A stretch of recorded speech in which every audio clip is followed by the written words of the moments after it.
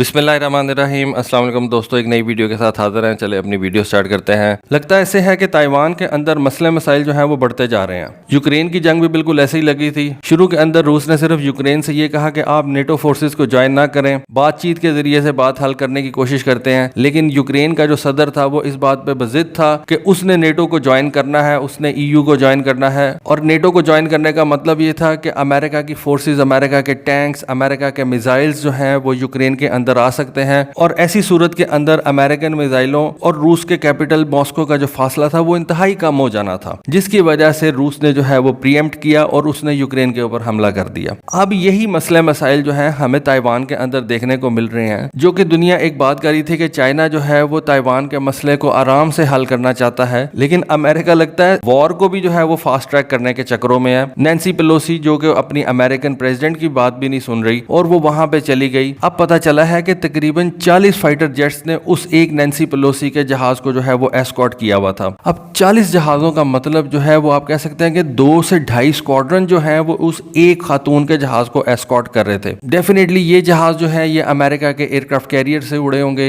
ये जहाज जो है जापान की कैटीना एयरफोर्स बेस से उड़े होंगे। और चाइना इसको कितनी ज्यादा बड़ी प्रोवोकेशन जो है वो ले सकता है, और प्रोवोकेशन के अंदर चाइना जो है वो उन एयरक्राफ्ट कैरियर के ऊपर हमला कर सकता था। चाइना उस जापान की बेस के ऊपर हमला कर सकता है जहां से ये अमेरिकन जहाज उड़ के निकले थे। उसके अलावा इन 40 जहाजों के अंदर ताइवान के अपने जहाज भी शामिल होंगे। तो एक फुल फ्लेज वॉर जो है वो लग सकती है इस वक्त ताइवान के अंदर। नैन्सी पेलोसी साहब जो है वहां पे पहुंच गई। चाइना ने भी जो है वो जल्दी के अंदर एक नेवल एक्सरसाइज जो है उसका ऐलान कर दिया, और उसने जो नेवल एक्सरसाइज के लिए नोटम इशू किए हैं उनमें से कई नोटम तो ऐसे हैं जो कि ताइवान के वाटर्स के अंदर जाके जो है वो लोकेशन आती है। और कई तस्वीरें हमारे सामने ऐसी आई हैं कि चाइना ने अपनी पोर्ट्स के ऊपर, जो कि उसके फ्यूजियन प्रोविंस के अंदर है, जो कि ताइवान के सबसे ज्यादा नजदीक तरीन मेनलैंड चाइना का हिस्सा समझा जाता है, वहां पे अपनी पोर्ट्स के अंदर उसने असला जमा करना शुरू कर दिया। चाइना ये असला अपने असॉल्ट शिप्स के ऊपर लाद के तो उनको ताइवान की तरफ किसी भी वक्त जो है वो भेज सकता है। तो ये जो एस्केलेशन है ये वॉर के अंदर कन्वर्ट हो सकती है। उसके अलावा पेलोसी के इस विजिट के बाद चाइना ने ताइवान के ऊपर मुख्तलिफ किस्म की सैंक्शंस जो है उनका अनाउंसमेंट कर दिया, और उसने अपने फाइटर जेट्स को हाई अलर्ट कर दिया कि किसी भी वक्त जो है उनको किसी भी मिशन के ऊपर भेजा जा सकता है। फिर मैंने आपको बताया कि फ्यूजियान की कोस्ट के ऊपर एम्फीबियस फोर्सेस जो है उसने इकट्ठा करना शुरू कर दी हैं। फ्यूजियान के प्रोविंस के अंदर उसने अपनी आर्मी की जो ड्रिल्स हैं उनको शुरू कर दिया। इन ड्रिल्स के अंदर उसने लाइव वेपन्स जो है वो फायर करना शुरू कर दी हैं। फिर सबसे बड़ी चीज जो इस वक्त चाइना कर रहा है वो एक नेवल एक्सरसाइज, जो मैंने आपको बताया कि वो 4-5 जगहों पे जो है वो कंडक्ट करने जा रहा है। और ये 4-5 जगह जो है ये ताइवान के टेरिटोरियल वाटर्स को ओवरलैप करती हैं। फिर ये सिर्फ यहाँ पे खतरनाक बात नहीं है, खतरनाक बात असल में यहाँ पे आती है क्योंकि ये जो ड्रिल्स की जा रही हैं ये ताइवान को एनसर्कल कर रही हैं। इस वजह से चाइना ने कहा है कि हम इन एक्सरसाइजेस के अंदर जो लाइव वेपन्स फायर करेंगे, ये भी पॉसिबिलिटी है कि वो वेपन्स जो हैं वो ताइवान के ऊपर से गुजर के दूसरी तरफ पानी में गिर जाएं। ये मैं आपको पहले भी बता चुका हूँ कि नॉर्थ कोरिया भी इस किस्म की जो है वो लाइव फायरिंग करता रहता है। नॉर्थ कोरिया क्या करता है, एक दिन चढ़ता है, किंग जोंग उनको दुनिया ने तंग किया हुआ है, वो भी दुनिया को किस तरह से जो है वो तंग करके रखता है। एक दिन वो उठता है और वो अपनी फोर्सेस से कहता है कि जी एक मिसाइल निकालें और उस मिसाइल को नॉर्थ कोरिया के किसी एक जगह से फायर करें, और उसका जो ठिकाना होगा वो जापान गुजर के तो दूसरी तरफ आप पानी में गिरा दें। अब सारे का सारा जापान जो है ना वो उसको देख रहा होता है कि एक नॉर्थ कोरिया का मिसाइल हमारे ऊपर से गुजर के जा रहा है। वो यानी कि हर तरफ से जो है ना वो जापान को उसने कांस्टेंट थ्रेट जो है ना वो रखी हुई है। सेम चीज जो है वो चाइना कर रहा है। चाइना की नेवी जो है वो अब इस काबिल हो गई है कि वो फर्स्ट आइलैंड चेन को जो है ना वो डोमिनेट कर सके, इसलिए उसने अब ताइवान का एनसर्कल कर लिया। और उसने कहा कि जी हम जहां पे जो लाइव फायरिंग करेंगे वो ताइवान के एक तरफ से एक मिसाइल मारेंगे और दूसरी तरफ पानी के अंदर जाके गिरा देंगे, यानी कि ताइवान के ऊपर से ये मिसाइल जो है वो गुजर के दूसरी तरफ पानी में जाएंगे। तो यहाँ पे कोई छोटी सी मिसकैलकुलेशन जो है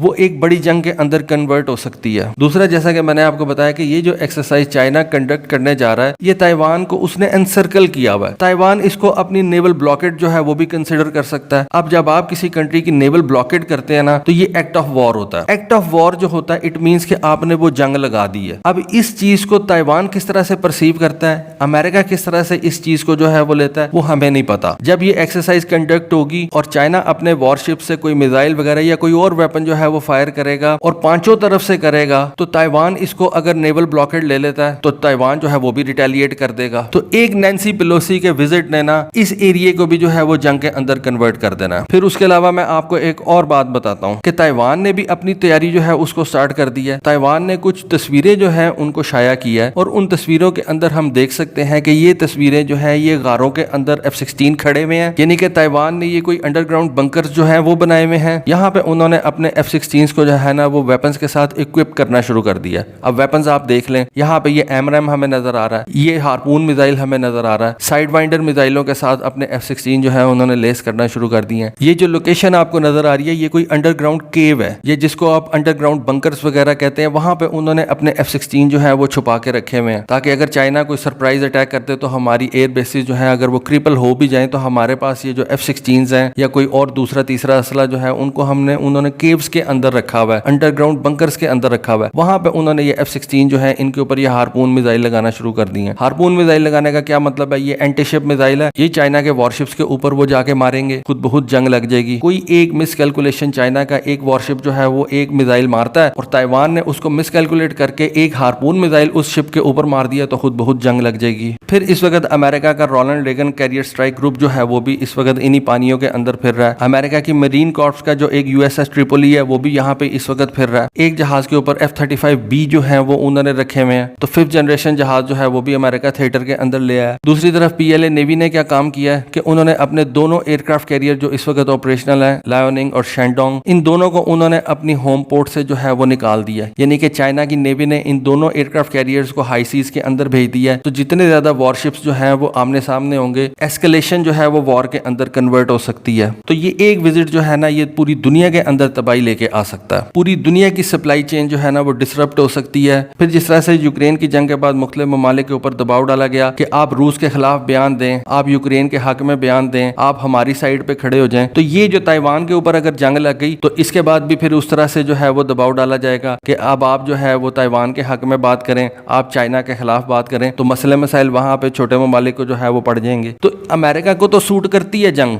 उसका तो असला बिकता है, लेकिन बाकी दुनिया का जो कबाड़ा कर देगा अमेरिका, उसका कौन जिम्मेदार होगा? तो दोस्तों ये एक और ताइवान के ऊपर अपडेट आई थी, सोचा आपके साथ शेयर करूं। होपफुली आपको आज की वीडियो, आज की इन्फॉर्मेशन जो है वो पसंद आई होगी। कमेंट सेक्शन में अपनी राय से जरूर आगाह कीजिएगा। आज के लिए बस इतना ही। Thank you. Allah Hafiz.